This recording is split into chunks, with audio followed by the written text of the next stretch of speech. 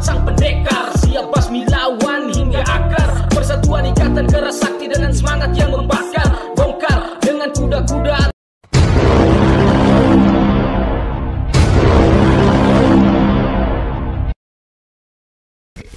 Oke, so welcome back to my channel. Jumpa lagi dengan saya Mbah Pati. Salam Jinsu dan salam pencaksilat untuk semua pesilat Indonesia.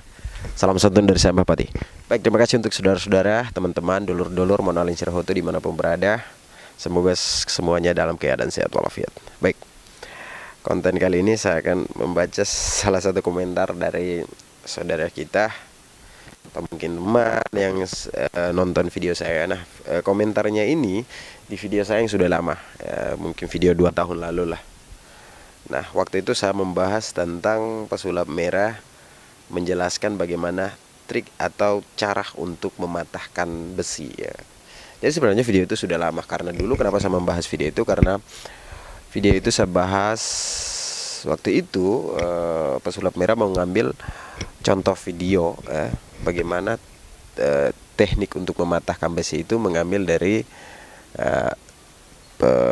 para pesilat. Maka dari situ waktu itu kita ada beberapa konten kreator dari silat yang membahas, termasuk saya juga. Nah, untuk yang ini, komentar ini dari Ivan Tonizio ini baru dikomen dari 6 hari yang lalu. Saya baru lihat, tadi saya mau bahas. Dia komennya seperti ini: Mas Pati suruh pesulap merah ke Padepokan IKSP Kerasakti. Nah, terkait komentar ini mungkin karena dia melihat sekarang pesulap merah lagi viral-viralnya dengan Samsudin, mungkin dia baru lihat video saya juga, mungkin jadi rekomendasi untuk ditonton. Jadi oke, untuk Mas Ivan Tonizio, sebenarnya kita tidak ada hubungan juga untuk apa kita membawa pesulap merah kepada Padepokan IKSP Kerasakti. Nah, masalahnya pesulap merah datang kepada Padepokannya Samsudin itu karena mereka sudah saling saling kontak untuk saling mengunjungi ya. Jadi pesulap merah sudah kontak ke Samsudin, katanya mau bisa berkunjung ke sana. Ya, siapa saja boleh ke Padepokan itu. Nah, kalau untuk IKS kan tidak ada ya, tidak ada hubungannya, dan itu pun saya rasa kita tidak ada urusan sampai ke sana. Kita ambil saja apa yang sekarang telah terjadi sebagai pelajaran untuk kita semua ya. Jadi ya, karena apa ya, IKS itu banyak juga melakukan atraksi-atraksi hiburan seperti memecahkan batako, mematahkan besi, terus ada bambu gila juga, ada banyak sekali atraksi yang dilakukan oleh saudara-saudara IKSP Kerasakti. Nah, yang perlu digarisbawahi di sini adalah bahwa atraksi yang kita lakukan itu kita bertujuan untuk menghibur masyarakat setempat, seperti acara 17 Agustus, sekarang sudah dekat 17 Agustus, mungkin besok ya,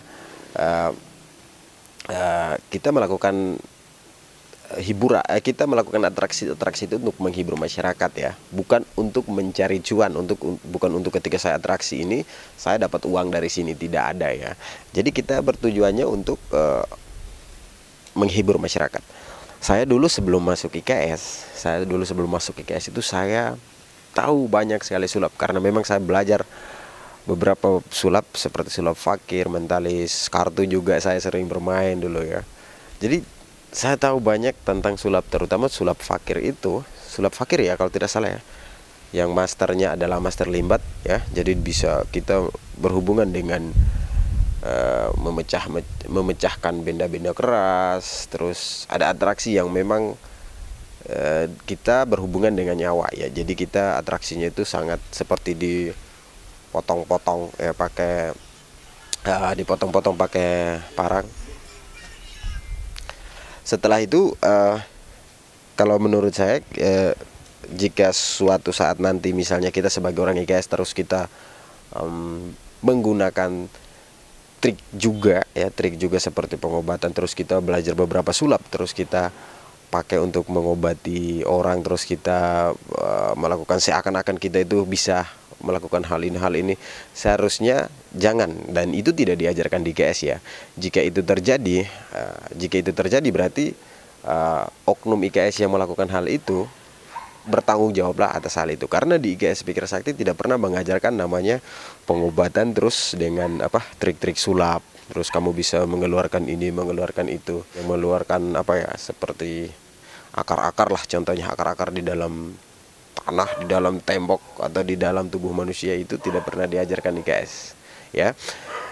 Jadi kalau jika saudara-saudara IKS yang mungkin menemukan bahwa ada saudara IKS atau senior-senior IKS yang mungkin saudara-saudara dekati dan belajar IKS terus dia memberitahukan hal-hal seperti itu, tolong segera diinformasikan kepada sesepuh-sesepuh yang lain supaya kita cari tahu kebenarannya, seperti itu saudara. Itu saja yang saya beritahukan kepada saudara-saudara supaya ini menjadi pelajaran untuk kita semua ya.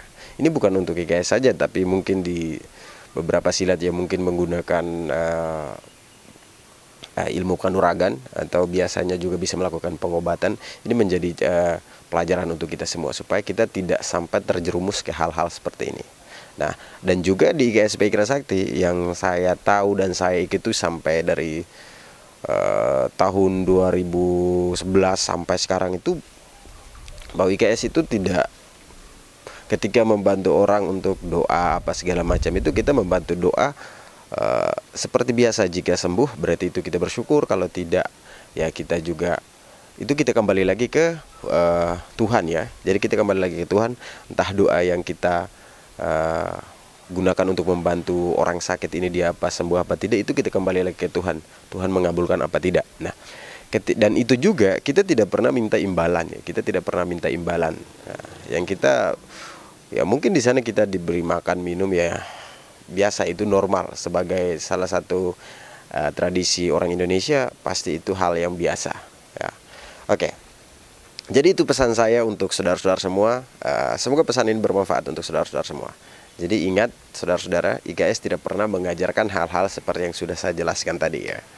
Mungkin sekian dari saya. Terima kasih. Salam Jinso dan salam Pancasila untuk semua pesilat Indonesia.